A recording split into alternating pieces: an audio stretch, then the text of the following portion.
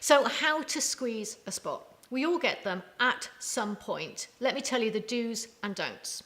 Well, when you get a spot and when you get a breakout, first of all, is it one that's got a hard lump underneath it, or is it just a white surface pimple that's got no pain associated with it?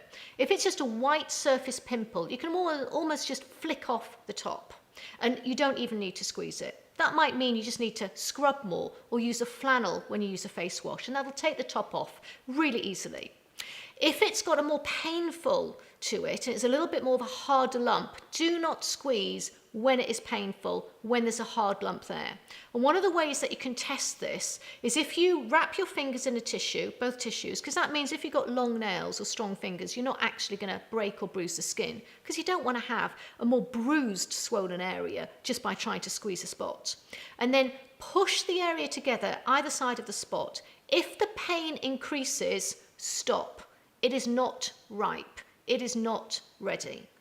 There are ways you can speed up the ripening process of a spot, is if you actually do little poultices, just some cotton wool with some warm water, or cotton wool with warm water with some antiseptic on there as well, then keep using a poultice. That can sometimes bring them to the surface quicker, and that may help you to then squeeze it.